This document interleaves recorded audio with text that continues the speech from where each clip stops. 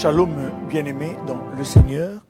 C'est une grande joie de nous retrouver encore en ce soir sur la RTFJ, la radio-télévision Foi en Jésus, le média qui travaille pour le perfectionnement des saints. Je suis en direct de la RTFJ et je m'appelle Pasteur Tony Maboussi. C'est votre tranche, le camp des élites. Bien-aimés, si vous n'avez pas encore pris le temps de vous abonner sur la page RTFJ, prenez le temps de vous abonner. Et si vous n'avez pas encore eu le temps de vous abonner sur YouTube, RTFJ TV, là aussi, tout ce que nous disons ici est posté là-bas. Donc vous pourrez suivre tout ce que nous disons aussi sur RTFJ TV sur YouTube. Bien-aimés, si aussi vous voulez toujours nous suivre, vous pouvez aussi liker la page, ça c'est ma page personnelle, la trompette du sanctuaire ministère. La trompette du sanctuaire ministère. C'est une grande joie, mes frères et mes sœurs, de vous retrouver encore aujourd'hui. Et sachez que notre ministère, la trompette du sanctuaire, dont je suis le fondateur, a pour but d'engendrer et de bâtir une classe d'élite imprégnée des lois et des valeurs bibliques en vue d'influencer positivement la société. Cela passe par trois choses. Il y a le réveil, l'instruction et l'influence. Le réveil, c'est la prise de conscience et l'instruction, c'est la formation et l'influence, c'est l'impact positif que chaque personne devrait avoir dans son environnement. Et les versets qui fondent notre action se trouvent dans le psaume 84, verset 7, où il est écrit « Lorsqu'il traverse la vallée de Baca, il la transforme en un lieu plein de sources. » C'est ça, la mission que Dieu assigne à son élite. Ce n'est pas être élite pour le Seigneur, ce n'est pas se prévaloir de son potentiel et de se dire que vous êtes supérieur. Non, c'est de se dire que partout où vous passez, vous créez des conditions de transformation. Vous transformez et vous laissez un héritage positif pour ceux qui viendront après vous. Et le deuxième verset se trouve dans 2 Samuel, chapitre 23, verset 8 jusqu'au verset 30, 31, 32, 33. Là, on nous parle de vaillants hommes qui ont rejoint David. Lorsque David marchait vers la royauté, et il y a ces hommes qui l'ont rejoint. Et à chaque personne, il y a un exploit qui est attaché. C'est ça le rôle des élites. Le troisième passage se trouve dans Ésaïe 60, verset 1 à 3. Il est écrit « Lève-toi, sois éclairé, car ta lumière arrive. » Le verset 3 dit « Des nations marchent à ta lumière et des rois à la clarté de tes rayons. » L'élite devrait attirer même la royauté. Prions le Seigneur. Dieu Tout-Puissant, merci pour ce moment. Merci pour la grâce. Merci Seigneur parce que tu nous connais. Merci Père pour cette chaîne, pour ce média, cet instrument qui porte notre voix à travers les continents. Nous te rendons grâce, Seigneur. Et nous voulons nous remettre entre tes mains. Bénis ce moment. Bénis également la régie, la technique. Bénis ceux qui vont écouter la parole. Au nom de Jésus. Amen. Bien-aimés, joyeuse Pâques encore, parce que il y a une semaine, on a fêté la Pâques. Vous savez, quand Jésus était ressuscité, et ça ne s'est pas arrêté comme ça. Donc, il y avait la fièvre de la résurrection, il est apparu ici, il est apparu là-bas. Et c'est juste pour dire que Jésus est ressuscité. C'était le 5 qu'on a célébré la Pâques. Et bienvenue à l'émission de ce soir. Bien-aimés, pour nous, c'est un moment de célébration, c'est un moment de grâce. Nous savons tous que cette année, selon la pensée du Seigneur, le Seigneur nous a donné la pensée de l'enfantement. Nous parlons de l'enfantement. Alors, j'avais expliqué tout le contexte, mais nous sommes maintenant en train de dire que on est en train d'explorer, nous sommes en train d'explorer les voies de l'enfantement, les moyens par lesquels quelqu'un peut enfanter quelque chose. Nous avions parlé de la prière. Là, on avait insisté sur la prière de supplication. On a parlé des déclarations prophétiques. On a parlé du travail. Le travail transforme. On peut enfanter quelque chose par le travail. On a aussi parlé de la bataille. Après les batailles, on n'est plus là, on n'est plus les mêmes personnes. Quand vous avez combattu, quand vous êtes battu, après le combat, il y a toujours une transformation. Après une guerre, après une lutte, il y a une transformation. Et nous voulons que cette transformation soit positive et qu'elle soit dans la pensée de Dieu. C'est pourquoi on a abordé le chapitre des batailles. J'avais parlé de la bataille de Jacob. Pendant tout un mois, et là, nous sommes en train de parler du combat de la foi. C'est la deuxième partie aujourd'hui. Le combat de la foi. Je vais lire avec vous dans 1 Timothée. On prend deux textes. 1 Timothée, chapitre 1. Première épître de Paul à Timothée, chapitre 1, versets 18 à 19. Et puis vous allez aussi noter 2 Timothée 4, 6 à 7. 2 Timothée 4, 6 à 7. Je commence par 1 Timothée 1, 18 à 19. Il est écrit ceci. Le commandement que je t'adresse, Timothée, mon enfant, selon les prophéties faites précédemment à ton sujet, c'est que d'après elles, tu combattes le bon combat en gardant la foi et une bonne conscience. Cette conscience, quelques-uns l'ont perdue et ils ont fait naufrage par rapport à la foi. Vous voyez un peu le mouvement? L'apôtre Paul dit, le commandement que je t'adresse, il adresse à Timothée, qui est son fils spirituel, il lui adresse un commandement. Et ce commandement, selon ce commandement se base sur des prophéties. C'est pourquoi, bien aimé, j'aimerais avoir rencontré de tels prophètes. Ceux qui vont me dire, comme ils ont dit à Timothée, combat le bon combat. Ne te trompe pas de combat. Le combat dans lequel tu dois t'engager, doit être le bon combat. Ne te trompe pas de lutte, ni d'adversaire. Il dit combat le bon, d'après les prophéties faites précédemment à ton sujet. C'est pas les prophéties qui vont te dire, oui, maman telle, il y a dans ton sac, il y a ceci. Non, ça c'est bon, ça c'est écoutez. Ça, bon, ça c'est, je ne sais même pas si c'est de la prophétie. C'est une parole de connaissance et c'est bon. Ça va? Ah oui, je suis en train, ok, ça va, c'est bon. On a assez entendu. Mais on veut des choses structurelles. Des choses qui vont vous bâtir. On dit à Timothée ici, on lui dit, combat le bon combat. Donc il y a des prophéties. L'apôtre Paul lui rappelle, souviens-toi des prophéties qui ont été faites à ton sujet. Il y a quelque temps, il dit précédemment, des prophéties ont été faites à ton sujet. Et ces prophéties t'ont demandé une chose.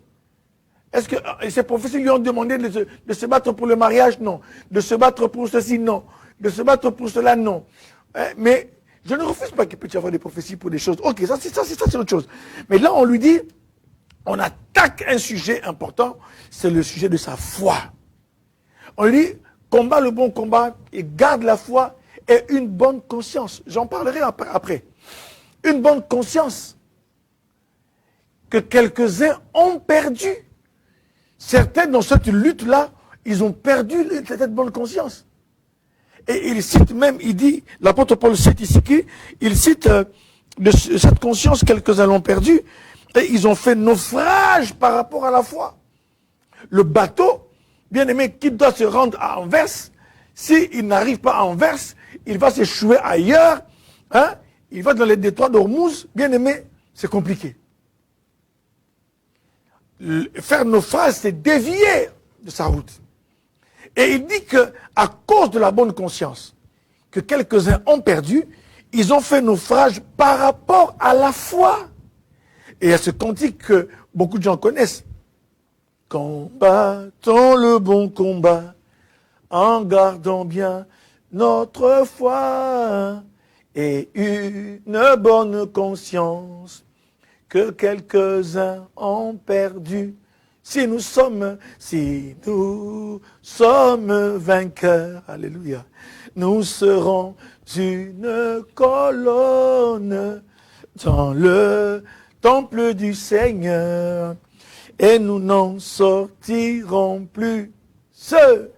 Celui qui vaincra sera vêtu de blanc, son nom restera dans le livre de vie, et je confesserai son nom devant mon Père, dit Jésus, alléluia, et je confesserai son nom devant les anges, dit Jésus. Si nous sommes, mes frères, il faut bien aimer chanter de bons cantiques, hein? Aujourd'hui, c'est pas, je ne sais pas ce qui se passe, surtout mes frères, les Congolais, dont je suis l'un des leurs. Nous avons maintenant des gens qui font des génériques maintenant. On me dit, qu'est-ce que vous chantez? Qu'est-ce que vous dites? Quel est le message qu'il y a? Hein? Qu'est-ce que vous dites aux gens? Donc, on veut seulement être dans les sébènes. C'est-à-dire, les sébènes, c'est la guitare qui fait... C'est bien de danser. Mais après, mais ici, on dit à Timothée, combat le bon combat, hein, de la foi. Combat le bon combat en gardant la foi et une bonne conscience.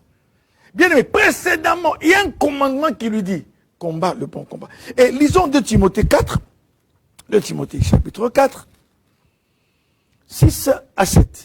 C'est l'apôtre Paul qui parle toujours. Il dit à Timothée, vers la fin de sa vie, la fin de son ministère, il dit, c'est l'apôtre Paul qui arrive au soir de son ministère et de sa vie. Il dit, car pour moi, je sers déjà de libation. Les libations, ce sont les sacrifices liquides, hein, qu'on répandait sur les autels là. Et, hein, il y avait parfois du liquide là. Donc il sait qu'il va mourir une mort de martyr. Il dit, je sers déjà de libation. Donc il sait déjà que, tel que je vis là, je ne vais pas mourir de maladie à l'hôpital.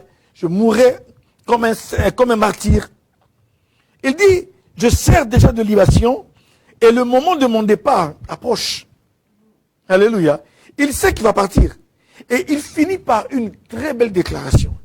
Il dit à son fils Timothée, j'ai combattu, je vais partir bientôt. Mais il dit ceci, j'ai combattu le bon combat. J'ai achevé la course. J'ai gardé la foi. Désormais, la couronne de justice m'est réservée. Le Seigneur, le juste juge, me la donnera dans ce jour-là, et non seulement à moi, mais encore à tous ceux qui auront aimé son avènement. Bien aimé, je vais laisser ça un peu je pense ces passages qui nous servent un peu de lancer. Après, je vais aller atterrir dans Hébreux chapitre 11. Mais il dit avec assurance, qui est aujourd'hui quelqu'un qui peut dire, j'ai combattu le bon combat? Il sait que dans tout ce qu'il a fait, quand il est allé voir les Galates, quand il est allé implanter une église à tel endroit, lorsqu'il est allé encourager les Corinthiens, lorsqu'il est allé à Rome, tout ce qu'il faisait dans ses péripéties missionnaires, quand il voyageait, parfois même au péril de sa vie, quand on l'a fouetté, quand les gens ont voulu le tuer et qu'il a fui, bien aimé, lorsqu'on a lapidé, vous savez, il y a un épisode où on a lapidé l'apôtre Paul. Les disciples sont venus récupérer son corps. Ils sont sortis avec son corps, ils sont allés en dehors de la ville. Ils l'ont entouré. Et l'apôtre Paul s'est relevé. Bien aimé, qu'est-ce qu'ils ont fait à ce moment-là? Les disciples l'ont entouré. On pourra peut-être en parler prochainement, peut-être si Dieu le veut, je retiens ça. Rappelez-moi de le faire. Donc les disciples l'entourent. Dans tout ce qu'il a fait, il dit, j'ai combattu le bon combat. Alléluia. J'ai combattu le bon combat. Et il dit une chose, j'ai achevé la course. La vie chrétienne, c'est pas un sprint. C'est pas une course de 100 mètres, 200 mètres. La vie chrétienne, c'est un marathon. Où on peut courir 32 km, 100 km. On est là, en train de courir. On est là, la première année de la vie chrétienne. On est là, la deuxième année de la vie chrétienne. On est là, la troisième année. On est là, la quatrième année. Bien aimé, c'est un combat. Déjà, vivre votre vie chrétienne est un combat. Vivre votre vie normalement, c'est une lutte. Et la foi, le combat est une voie pour l'enfantement. Et la foi est l'élément central qui vous aide justement à pouvoir croire en certaines promesses que vous devez enfanter. Vous comprenez? Et si vous ne combattez pas pour votre foi, c'est fini. L'heure est venue, mes frères. Je vais dire deux choses sur lesquelles on va revenir plus tard, dans une prochaine séance. Que ce qui soutient notre foi, c'est quoi?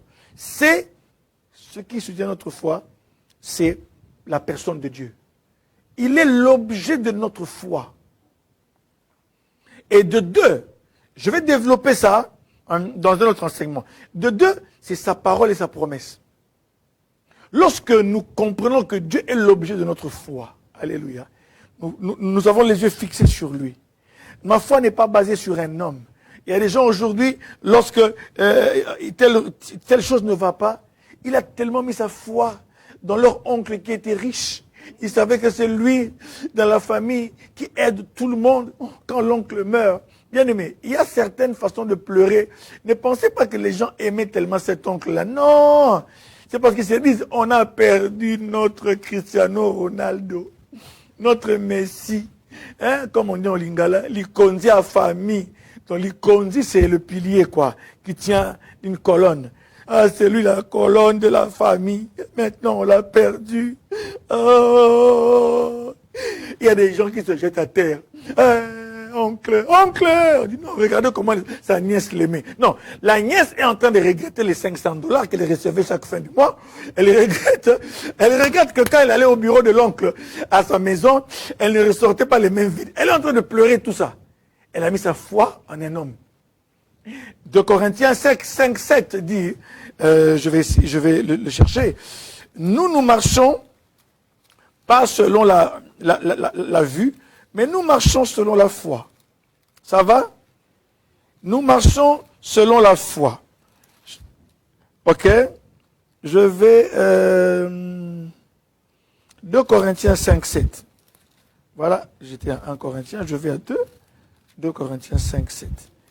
Il dit, nous ne marchons pas selon la vue, mais selon la foi. Frères et sœurs, regardez ce que dit le verset 6. Hein. Nous sommes donc toujours pleins de confiance. La confiance revient encore. Quand demeurons dans ce corps, nous demeurons loin du Seigneur. Car nous marchons par la foi et non par la vue. Alléluia. Nous marchons par la foi et non par la vue. Je sais que l'homme aime toucher. L'homme rationnel qui réfléchit, la femme intelligente, elle veut voir, elle veut qu'on lui prouve 1 fois 1, 2 fois 2 égale 4. Mais la foi ne fonctionne pas comme ça. La foi est du domaine de l'irrationnel, elle est du domaine de Dieu, de la confiance que nous plaçons vers le Seigneur. Ok? Pourquoi est-ce qu'il est l'objet de notre foi? Parce que la Bible dit il est fidèle. De deux, sa parole, quand elle sort, il a dit à Jérémie, je veille sur ma parole pour l'accomplir. Maintenant, allons dans Hébreu. Donc je dis à chacun de nous, il faut combattre pour votre foi. Je saute, je vais vers Hébreu. Et dans les prochaines séances, on va revenir encore vers Timothée et Paul pour dire ce que nous devons faire dans ce combat de la foi. Allons regarder la substance de la foi. Ça va? Hébreu chapitre 11. Hébreu chapitre 11. Parlons un peu de cette foi. Donc, si on nous demande de combattre pour la foi, de combattre le combat de la foi, allons maintenant voir la substance de la foi. J'avais donné des définitions, mais j'aimerais ici dire que la foi n'est pas une croyance intellectuelle, mais c'est la confiance. La foi, c'est cet abandon. La foi, c'est s'abandonner à Dieu, c'est s'appuyer sur la personne de Dieu, sur ce qu'il est et sur ce qu'il a dit. Ok? La foi est une confiance absolue. Ça dit qu'on reste debout malgré les épreuves, malgré le silence ou le temps qui passe. Je crois. Confiance, abandon, s'appuyer sur la personne de Dieu, sur ce qu'il est et sur ce qu'il a dit, sa parole. Maintenant, regardons Hébreu 11. Je n'ai pas voulu donner des définitions scientifiques, et je ne sais pas, hein, astronomiques, non. Donnons des définitions dans la Bible. Ça serait bien de construire ça sur ce passage. Hébreux 11, verset 1. On peut dire jusqu'à 3.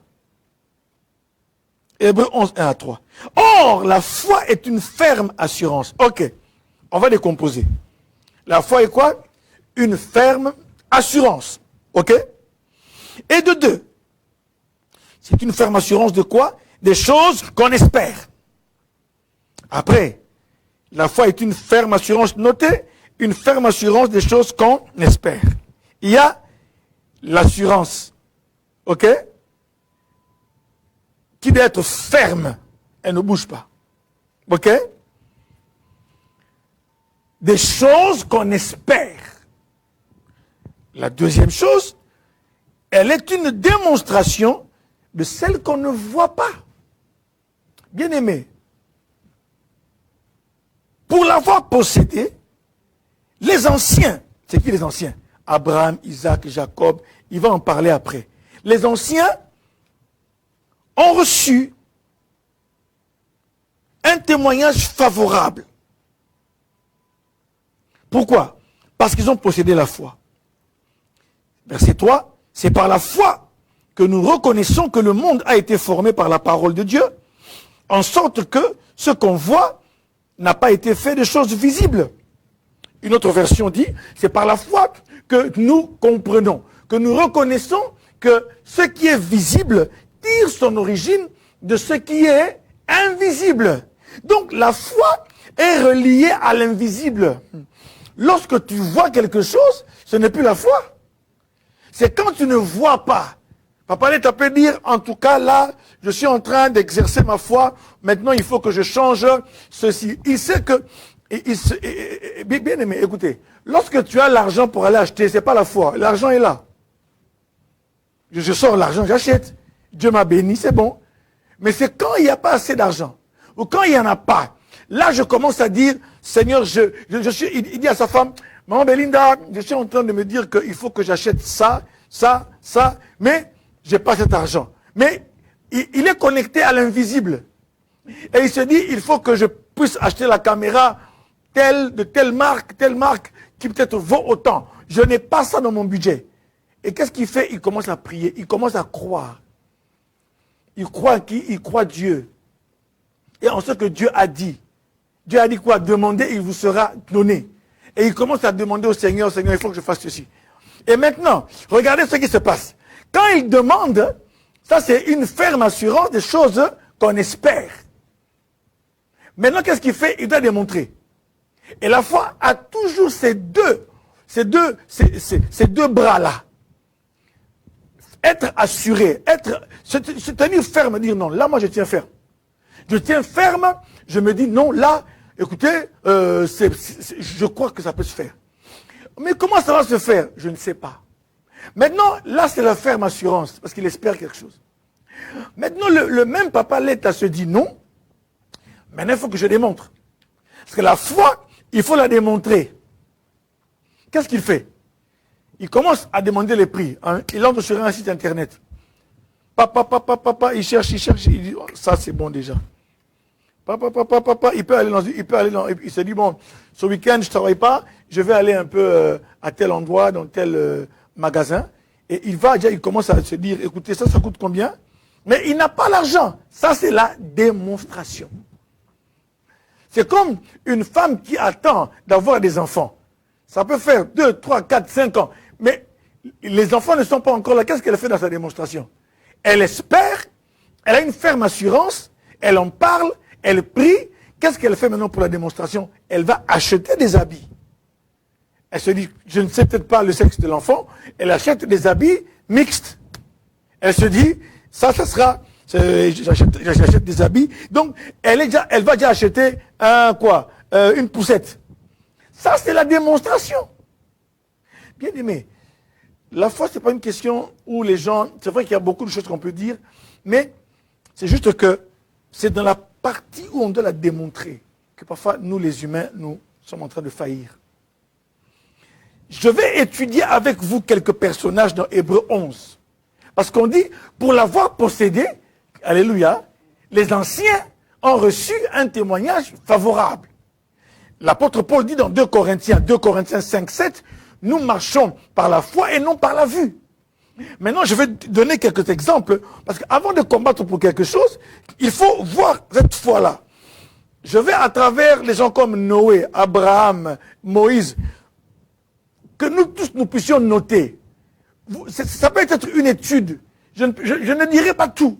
Mais vous aussi, après, étudiez la parole, allez relever dans la vie de ces gens des particularités de la foi. Vous allez voir tout ce mouvement.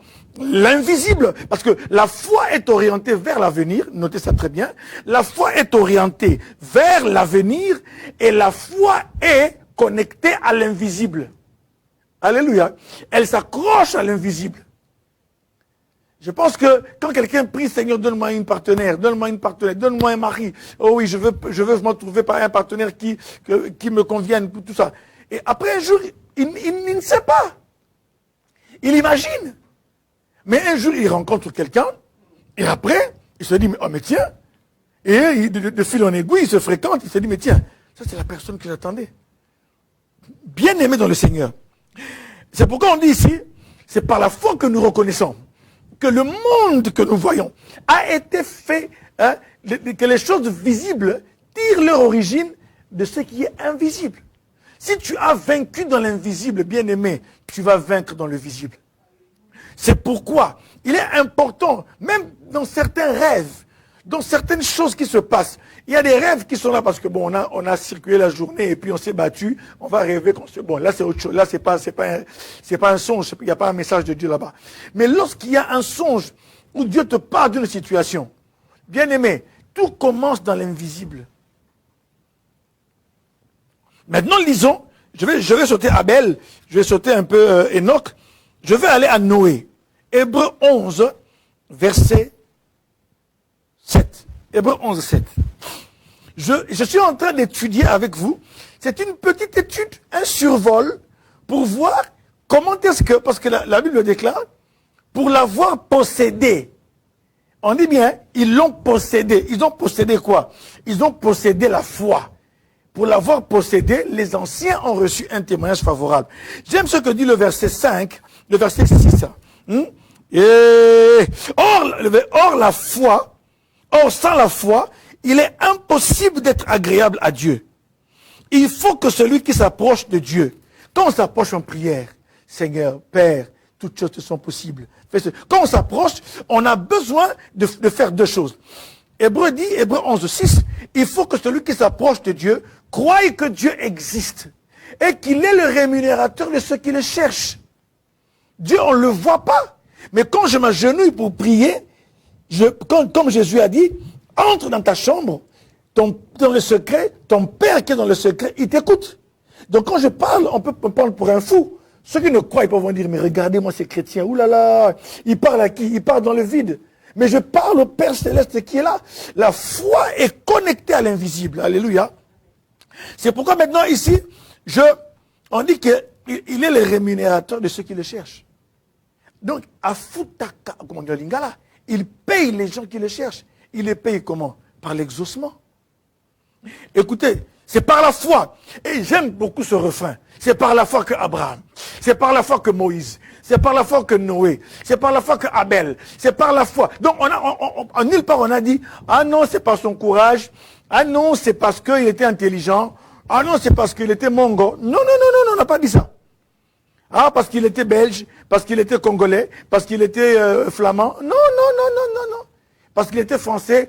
C'est parce qu'il était français que... Non, on dit c'est par la foi. Écoutez ici. C'est par la foi que Noé, divinement averti des choses qu'on ne voyait pas encore. Alors, vous voyez encore quoi là? L'invisible. Il dit, Noé divinement averti, divinement, Dieu. Il a été averti par Dieu qu'il y aura des choses qui vont arriver, des événements qui vont arriver. Alléluia. Des choses qu'on ne voyait pas. Il fut saisi d'une crainte respectueuse.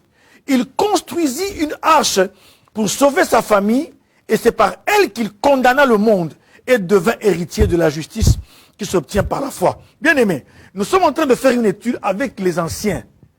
Les gens que Dieu a approuvés, qui ont été agréables à Dieu. Regardez Noé. Il a été divinement averti des choses qu'on ne voyait pas encore. Vous comprenez ici? La foi est une ferme assurance des choses qu'on espère, une démonstration de celles qu'on ne voit pas. Écoutez, et Dieu lui dit de construire une arche. Il y a un mouvement ici. À chaque personnage, que ce soit Sarah, Moïse, que ce soit Jacob, que ce soit qui que ce soit Josué. Donc quand on parle de ces gens, de ces anciens-là, vous allez voir, il y a toujours une ferme assurance, il y a la démonstration. Ici, comment est-ce que Noé démontre? Il construit l'arche. À l'époque où Noé est en train, alléluia, il est en train, il a été divinement averti par Dieu, à cette époque, il n'y a pas de pluie. Il faut lire la parole de Dieu. Et Dieu lui dit qu'il y aura un déluge, 40 jours. Il y aura un déluge. Et quand maintenant ils entrent, j'avais un peu effleuré ça à la fois passée, mais là je continue et puis je vais passer. Noé fait quoi? Il entend la parole de Dieu et qu'est-ce qu'il fait? Il commence à construire une arche. Il commence à faire la démonstration. N'est-ce pas? Il va couper un arbre. Pape. Il va. Il coupe. Il taille. Il coupe. Il taille. Les gens passent et disent, oh monsieur Noé, oh là là là là là, toi tu construis quelque chose comme ça. Hein? Bien aimé, l'homme de foi ou la femme de foi peut endurer même les injures, même les moqueries, mais tellement qu'il sait que ce que Dieu lui a dit va arriver. Il tient bon, il tient ferme. C'est pourquoi il est écrit, la foi est une ferme assurance. J'aimerais dire à quelqu'un ce soir, tenez ferme maman, tenez ferme mon frère, tenez ferme ma soeur, même lorsque ça ne marche pas, même lorsque ça semble ne pas marcher. J'aime ce Dieu, pourquoi? C'est le Dieu qui peut faire d'un échec, il en fait une réussite. Alléluia. Un échec apparent. Regardez quand Jésus meurt à la croix, les gens disent que c'est un échec. En plus, ces jours-ci, les Congolais commencent à beaucoup aimer le terme là. En tout cas, échec, hein, échec. J'ai dit, mais les Congolais sont des dents terribles, hein. Si un homme ne fait pas ça pour ça, échec. Bien aimé, mais j'aimerais dire une chose. Même lorsque les gens diront que oui, tu vois X, hein, tu vois la sœur Sarah, et tu vois le frère tel, tu vois le frère Toussaint, échec. Bien aimé, les gens commencent à se moquer de toi. Mais de ton échec, dans ton échec, Dieu a des calculs parce que sa sagesse, elle est divine. Alléluia. La foi n'est pas du domaine de l'intelligence.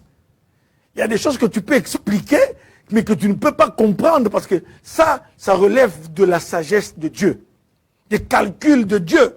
Alléluia. Et là, mes frères et mes sœurs, Noé construisit. Il termine l'arche. Et quand il finit l'arche, qu'est-ce qui se passe? Il y a la pluie qui commence. Dieu lui dit, fais entrer les animaux deux par deux, tout ceci, ta famille, fais ce, donc tout. Quand il entre, c'est Dieu qui ferme l'arche derrière.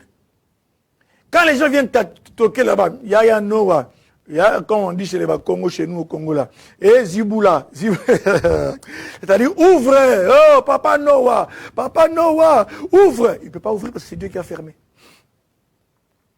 Et les gens sont morts. Entre-temps, c'est pourquoi la Bible déclare qu'il a construit une arche. Mais regardez une chose que j'aime dans la vie de Noé. Bien aimé, on est en train de noter des éléments et regardez dans votre vie, si vous pouvez aussi, ça peut se retrouver. On dit ici, il ne voyait pas encore ces choses-là, mais il était saisi d'une crainte respectueuse. Bien aimé, les choses que Dieu te dit, comme Marie, il dit tu auras un fils. Sans le concours d'un homme. Il dit, mais comment tu aurais un fils? L'ange lui dit, l'ombre du Théo te couvrira. Et tu enfanteras, tu seras enceinte. Et tu enfanteras un fils. Ah! Elle a dit qu'il me soit fait selon la parole du Seigneur. Je suis la servante du Seigneur. Vous voyez les hommes une femme de foi? Elle accepte. Mais beaucoup aiment d'abord voir. La foi, c'est pas non plus être irrésolu. Non. La foi, c'est placer sa confiance sur le Créateur. Celui qui peut dire un mot sur ta santé. Celui qui peut dire un mot sur ta famille. Et ça arrive. Remarquez ici, mes frères et mes sœurs. Remarquez. Il fait quoi? Il construit une arche. C'est la démonstration. Passons maintenant au verset 8. Hein? Tout ça va se... Vous allez, bien aimé, vous allez avoir des indices de la foi. Remarquez au verset 8. C'est par la foi qu'Abraham, lors de sa vocation, il a un appel, obéit et parti pour un lieu qu'il devait recevoir en héritage. Et qu'il partit sans savoir où il allait. Ah! Je peux dire à papa, est-ce que tu veux que je t'amène quelque part? Pasteur Tony, on va où? Non, mais tu ne sais pas. Non. Pourquoi? Nous sommes des humains. Notre calcul, on doit se dire non. Là où je vais, il faut que je sache où je vais, que je fasse des provisions. Mais là, Abraham, bien-aimé, la Bible dit, il part, il ne sait pas où il va. C'est pourquoi c'est pas étonnant qu'on l'appelle le père de la foi. Hein? C'était un adorateur des idoles. Il entend la voix même d'un Dieu qu'il ne connaissait pas. Mais c'était l'Éternel qui lui parlait. Il lui quitte ta patrie vers une terre que je te donnerai. Cette terre aujourd'hui que Netanyahou pour laquelle il se bat. Vous savez que même jusqu'à aujourd'hui, ils se disent que non, c'est notre terre. Parce que Dieu l'a promis à notre ancêtre Abraham. Bien aimé. Et Abraham quitte. Bien aimé. Non, Dieu regarde et dit non. Non, non, non. Quelqu'un qui quitte comme ça, il me fait une telle confiance. Il s'abandonne à moi. Non, une telle personne, on l'appelle le père de la foi. Alléluia. On lui dit ceci. Lors de sa vocation, il partit.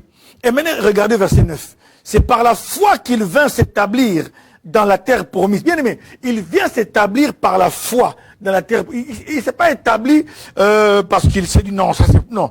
Il s'établit par la foi. Alléluia. Dans la terre promise, comme dans une terre étrangère, habitant sous des tentes, ainsi qu'Isaac et Jacob, les co-héritiers de la même promesse. Bien aimé, ici il y a quelque chose de fort. Il vient dans cette terre-là, il vient s'établir comme un étranger. Alléluia. C'est par la foi. Il vient là comme un étranger. Et comment est-ce qu'il montre que je suis un étranger? Il habite sous des tentes. Il ne fait pas de maisons durables. Non. Il vient et il met des tentes parce qu'il sait qu'il va passer. Et Isaac et Jacob, les co-héritiers de la même promesse, eux aussi vont habiter comme leur père, sous des tentes. Pourquoi? Hébreux 11, je vous dirai ça après. Parce que on dit ici que Abraham attendait une autre cité. Tu m'as promis Canaan. Mais moi, à part Canaan, je vois qu'il y a une autre cité encore avec des fondements plus solides. C'est la cité céleste, la Jérusalem. Il attendait cette cité céleste-là. C'est pourquoi je te dis non, ça ce n'est qu'une transition. Oh, bien aimé. Et c'est pourquoi on dit, il partit. Qu'est-ce qu'il a fait? Sans savoir où il allait. Démonstration, une ferme assurance des choses qu'on espère. Et qu'est-ce qu'il a fait comme démonstration? Il est parti. Il a obéi. C'est pourquoi il est parti. Alléluia. Et puis on dit, car il attendait la cité qui a de solides fondements, celle dont Dieu est l'architecte et le constructeur. Alléluia. Bien-aimé dans le Seigneur. C'est pourquoi, verset 12, d'un seul homme déjà usé de corps, naquit une postérité nombreuse, comme les étoiles du ciel, comme le sable qui est sur le bord de la mer, et qu'on ne peut compter. Oh, bien-aimé, regardez Abraham. Abraham quitte. Aujourd'hui, on peut dire à quelqu'un, tellement qu'on a beaucoup étudié, tellement qu'on voit les miracles de l'homme. On voit la fusée. Allez, dernièrement, il y a la fusée. Je pense que c'est la mission Artemis, hein, si je ne me trompe pas. Il y a une mission qui est partie pour circuler autour de la Terre et puis pour contourner également la Lune. Ils ont vu ce qu'aucun homme n'a jamais vu. Ils ont vu la face cachée de la Lune. Je pense 4 astronautes. Alléluia. Ils sont allés, ils ont vu. Bien aimé. Et pendant une quarantaine de minutes, il n'y a plus de communication avec la Terre. Ils étaient là et ils ont vu ce qu'on appelle un lever de terre. Ils ont vu la Terre qui est bleue. La Lune est grise, hein, c'est un peu sombre, c'est gris, c'est triste. Mais la Terre, oh, ce jardin d'Éden, c'est bleu, l'atmosphère, ils se disent non, on a un beau patrimoine. Alléluia.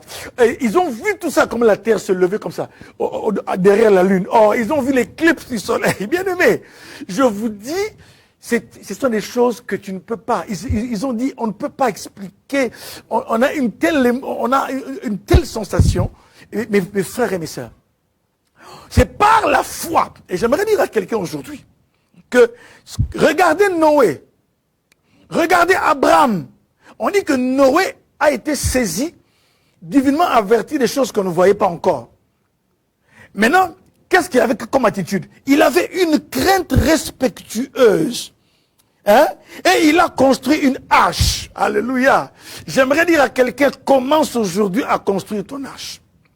J'aimerais dire à une famille, commencez à construire vos projets. Commencez à vous dire que, même si vous n'avez pas de maison, mais commencez à dire, nous allons acheter un terrain. Nous allons faire ceci. Nous allons avoir ceci. Nous allons faire ça. Commencez même, si vous avez même de l'argent. Celui qui a la foi, qu'est-ce qu'il fait? Il dit à un architecte, fais-moi un plan. Ça, c'est la foi. Je veux une maison qui a 3 chambres, et chaque chambre avec sa salle de bain. Je veux un dressing comme ça. Je veux un bureau pour mon mari. Je veux un jardin comme ça. Ça, c'est la foi, mes frères et mes sœurs. Bien-aimés, ce monde a des hommes intelligents. Ce monde a des femmes de valeur. Mais ce monde manque des hommes et des femmes de foi. Nos églises manquent des hommes et des femmes de foi. Un jour, un pasteur, quelque part, il est déjà décédé il y a très longtemps. Il appelle son comité. Et il dit au comité, nous allons construire une église d'autant de places. Un des diacres dit, comment est-ce qu'on peut faire ça? Lui, il voyait, il marchait par la vue, il regardait les finances. Non. Or, le pasteur, lui, a été comme l'aigle. Il avait déjà vu au loin ce que l'église doit devenir et il vient partager la vision. C'est pourquoi, lorsque papa partage la vision avec maman, quand maman partage la vision avec papa, regarde ce que je suis en train de voir. Ne freinez pas maman en disant, ah, ma femme aussi, toi, quand tu viens de tes prières là, non, laisse-la parce qu'elle a la foi. Beaucoup de femmes ont découragé leur mari, et parce que pour se dire, ah non, toi aussi, sois un peu réaliste. Est-ce que ça peut se faire encore aujourd'hui? Ah, toi, tu n'es en train de voir que le crédit. Tu te dis, est-ce qu'on pourrait encore prendre un crédit? Non, on est déjà au bout. Mais le mari dit, j'ai vu ça. Je sens que Dieu me dit qu'on doit faire ça. Ah, la femme qui dit, ah écoute, tu peux le faire, bon, tu peux le faire, hein? Vas-y. Mais alors, c'est pourquoi j'aimerais parler aujourd'hui à des hommes et à des femmes qui vont enfanter des cités, qui vont enfanter des orphelinats, qui vont enfanter des sociétés. Ces hommes et ces femmes qui vont faire des exploits, qui vont faire comme Noé. Il va construire une arche. Alléluia. L'heure est à la démonstration, mes frères. On a assez parlé. L'heure est à la démonstration de choses qu'on ne voit pas encore. Et c'est là que tu verras que tu vas commencer à caler. C'est là que tu verras que ton humanité va commencer à trembler. Bien-aimé, va au magasin, demande combien coûte cette voiture-là. Va à tel endroit, demande combien coûte ce matériel. Et dis que ce matériel, je le veux. Bien-aimé, l'homme de foi, je connais un gars qui a terminé ses études brillamment. Alléluia. Ah, la foi, bien-aimé, la foi, mes frères et mes sœurs, hein. Parfois c'est drôle. Hein. Écoutez, le gars a terminé, il a écrit, là, écoutez, j'ai l'honneur de demander le travail, il recevait des refus. Vous savez ce qu'il a commencé à faire? Il a commencé, certains matins, il se dit, il se lève. Hein? Il prend sa mallette. Si vous le rencontrez en cours de route, vous allez penser qu'il travaille au ministère des Finances. Il met sa veste. Alléluia. Il prend une mallette. Il met, je ne sais pas si c'est syllabus de l'école, des livres. Il prend sa serviette, sa mallette, il met les chaussures et il s'habille, il va prendre le taxi, il va en ville. Ça s'est passé au Congo. Il va en ville. Parce que beaucoup de boulot, la plupart du travail, c'est en ville. Alors, il le faisait. Et parfois, vous savez, quand il circule en ville, bien aimé, il est en train de prendre possession. Il dit, moi, je vais travailler. Je vais avoir un emploi. Donc sa foi s'est activée jusqu'à ce que Dieu a répondu à sa prière. Bien aimé, qu'est-ce qu'il faisait? Il démontrait sa foi. Alléluia. C'est pourquoi, bien aimé, Abraham, quand il entend la voix de Dieu, il n'a pas dit, Seigneur, montre-moi un peu par IA, intelligence artificielle, est-ce que ça sera comment la cité là? Non, il a directement obéi et il a laissé sa famille, il a pris l'autre son neveu, sa femme Saraï, et ils ont commencé à partir vers la terre que Dieu avait promise. C'est pourquoi, mes frères et mes sœurs, il faut combattre le combat de la foi, parce que ces derniers temps, remarquez, je ne suis pas contre les avancées technologiques. Je ne suis pas contre les avancées intellectuelles. Mais j'ai remarqué une chose. Plus l'homme fait des miracles, plus plus l'homme fait des exploits dans la médecine, dans la physique quantique, plus l'homme est en train de vouloir explorer des univers infinis, plus l'homme est en train de vouloir aller vers Mars, plus l'homme est en train de fabriquer des véhicules vraiment sophistiqués. Et j'ai remarqué aussi, moins l'homme commence à avoir la foi. Plus il fait de grandes choses avec son intelligence, il se dit, on n'a plus besoin de Dieu. Et c'est le combat. J'aime ce que Dieu dit. Lorsque le Fils, Jésus a dit, lorsque le Fils de l'homme reviendra, trouvera-t-il de la foi sur la terre? Aujourd'hui, les hommes préfèrent croire en une étoile. Les gens préfèrent adorer un arbre. Ils préfèrent adorer, je ne sais pas, un astre. Mais ils ne savent pas que derrière tout ça, il y a un créateur. J'ai suivi un jour un professeur de physique quantique, un grand professeur. Bien aimé, ces gens-là, pour qu'ils croient, c'est quand même compliqué parce qu'ils ont des... Donc, bien aimé, ils ont la physique, pas ce qu'on a appris à l'école, là, énergie potentielle est égale à M fois G fois H, énergie cinétique est égale à M fois V au carré sur 2. Non! Eux, ils sont dans la physique quantique. Et le monsieur a commencé à dire, on lui a posé la question, est-ce que Dieu existe? Il dit, oui, Dieu existe. Il dit, parce que Dieu n'est pas seulement dans l'infiniment grand. Il a dit, eux, ils ont étudié l'infiniment petit. Et il a dit, comment est-ce que, quand vous quittez, vous voyez, hein, la molécule, tout ça, vous étudiez l'atome, l'ion, le proton. Bien aimé, ils sont entrés dans la matière. Il a dit, même dans la matière. Il a dit, oubliez la lune, les étoiles. Mais regardez seulement même dans les microscopes là. Il dit, tout est organisé. Il a dit, ça ne peut pas être un hasard. Il dit, il y a quelqu'un qui a organisé ça. Et ce quelqu'un-là, il a une intelligence supérieure. Certains l'appellent une force supérieure. Mais lui, il a dit, n'ayons pas peur. Et appelons-le Dieu. Alléluia. Et plus les gens sont en train de faire des choses. Vous roulez en voiture, vous demandez à l'IA, dis-moi c'est quoi ici? Bien aimé, aujourd'hui j'ai remarqué ce qui se passe. Hein. Les gens préfèrent parler même à IA. Hein.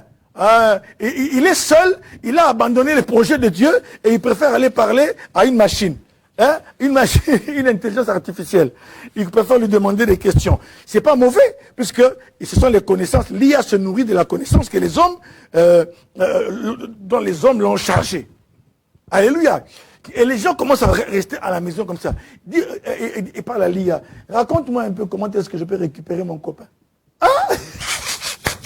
Comment récupérer mon fiancé? Très bien. Bonne question. Si vous voulez récupérer votre fiancé, première chose, vous devez d'abord comprendre quand même pourquoi est-ce que vous êtes embrouillé. La deuxième chose, oui, il faut d'abord l'appeler. Faites le premier pas. Si vous ne l'appelez pas, il va croire que vous êtes comme ça. Alors, essayez de vous comprendre vous-même, de travailler sur vous-même et sur votre couple. Après, vous posez la question, y a-t-il encore une autre matière que tu veux me poser sur laquelle tu veux me poser la question? Oui, dis-moi, qu'est-ce que je peux faire comme bien-aimé? Oulala, oulala, oulala, oulala. Ouh là là. Moi, des fois, je pose des questions. Je dis, parce que ce sont des connaissances. Mais regardez là où l'homme arrive. On parle à un super ordinateur. On est en train de parler, mais ici, il y a plus que l'intelligence artificielle. Il y a celui qui a dit, Jacob, jusque dans votre vieillesse, je vous soutiendrai. Oh, alléluia. La foi est basée sur celui qui a dit, je suis le premier. Il a dit à Jean. Jean était persécuté dans l'île de Patmos. Cette île où on envoyait les condamnés à mort. Jean pouvait se dire, non, ma vie est finie. Mais il a entendu que Dieu lui a dit, monte ici et je te ferai voir ce qui va arriver dans la suite. Bien-aimés, nous sommes en train de parler. Celui qui a dit à Jean, j'étais mort et je suis ressuscité. Je suis le premier, je suis le dernier. Je suis l'alpha, je suis l'oméga. Le commencement et la fin. Alléluia. Il dit à Jean, va et dis à l'église, dis à l'église de Pergame, dis à l'église de Laodicée. Ainsi parle celui qui marche au milieu de cette chandelier d'or. Ainsi marche celui qui tient les 7 étoiles dans sa main. Ainsi parle celui qui a les yeux, dont les yeux sont comme une flamme. Je parle du Créateur. Celui qui a tout. Le combat de la foi. On va chuter par là. Bien-aimé, où en est votre foi aujourd'hui? Vous êtes fatigué. Parce que vous avez demandé, peut-être que vous avez mal demandé.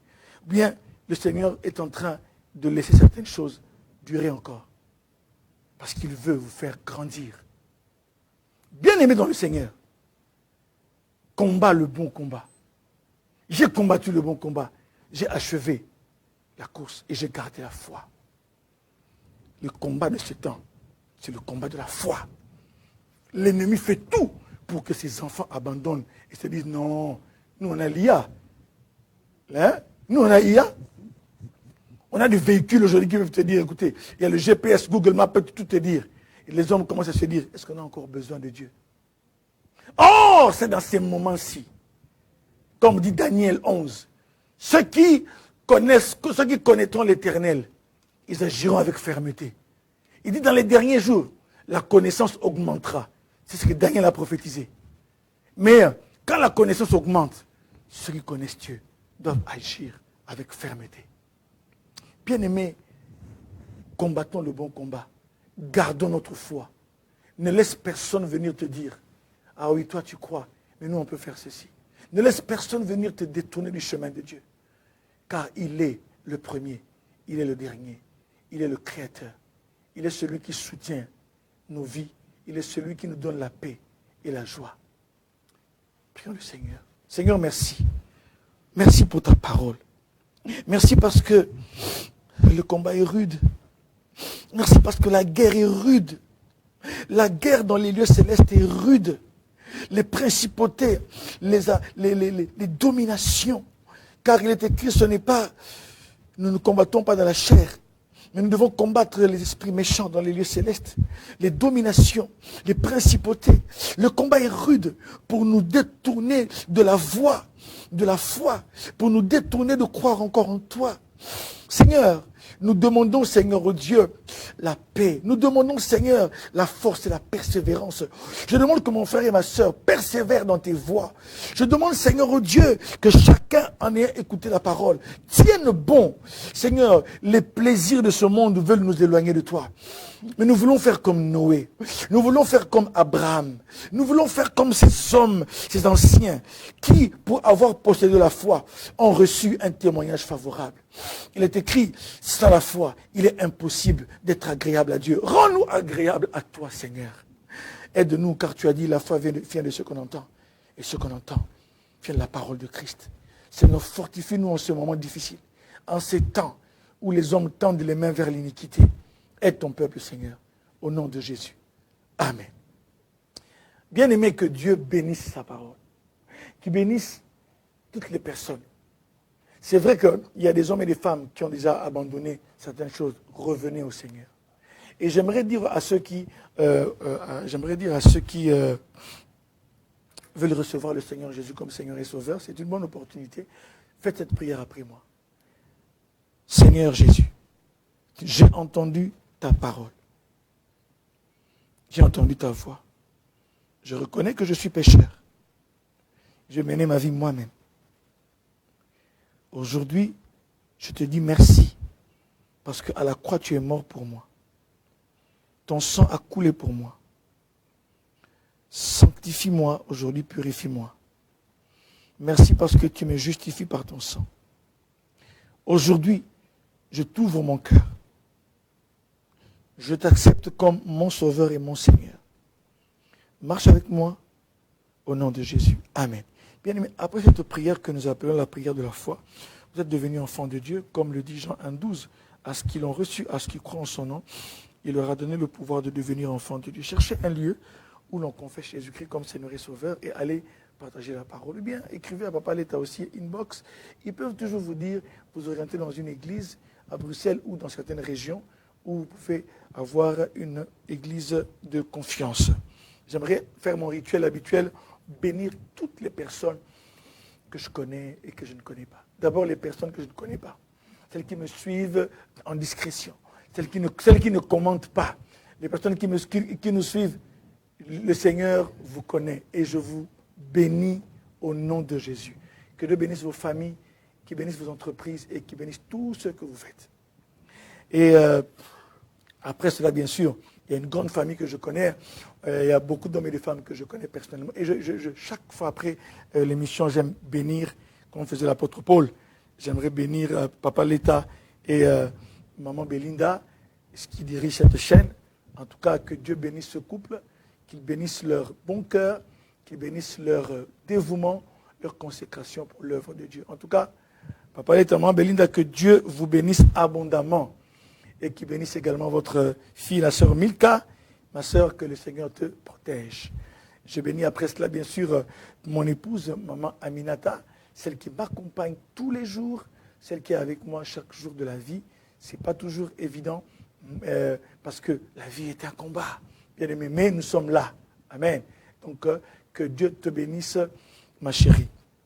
En Belgique, je bénis le frère Roger, le frère Trojeux plutôt, Trojeux Nsambou et son épouse, Maman Sandrine et les enfants. Je bénis également Maman La Gloire à Lost. Je bénis Maman Pétronelle Fungula à Anvers. Je bénis le frère Vigile Baïndé et sa famille à Wavre. Je bénis Maman Denise Leta. Et je bénis Maman Nathalie Caïn. Que Dieu vous bénisse, Maman, dans votre maison. Je bénis également le pasteur Chipama Didier à la présence de Dieu, Bruxelles. Bien-aimé, je bénis en Hollande, j'aimerais bénir mon ancien préféré, l'ancien Jean-Louis Guisquez, que Dieu te bénisse, ancien. Je bénis également Maman Annie da Silva et son mari, Papa Jules.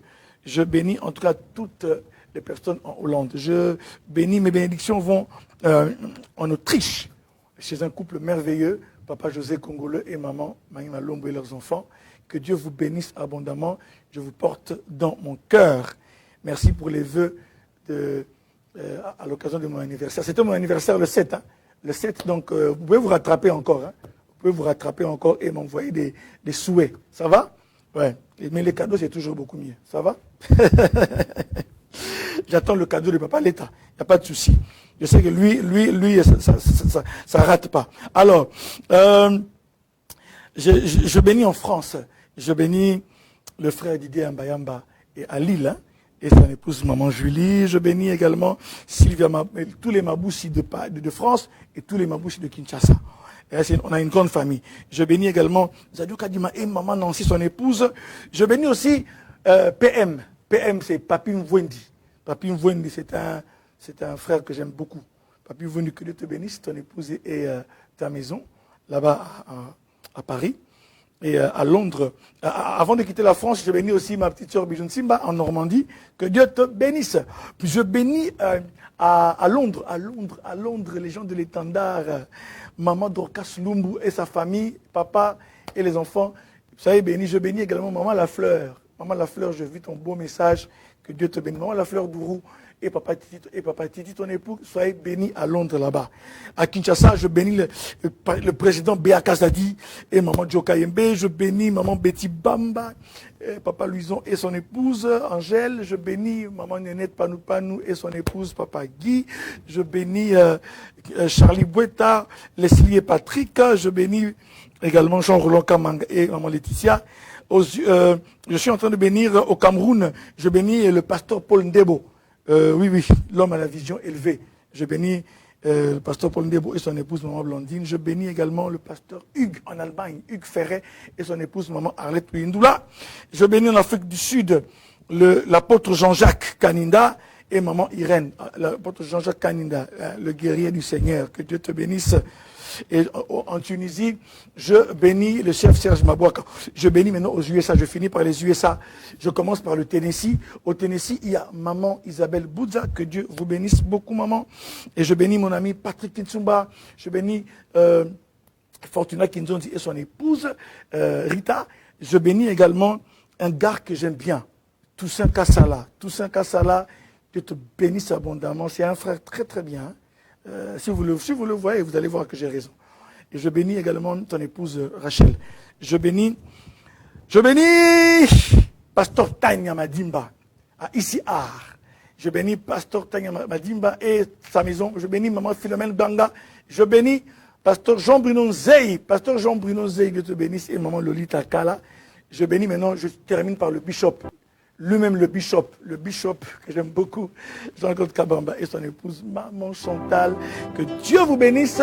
Shalom.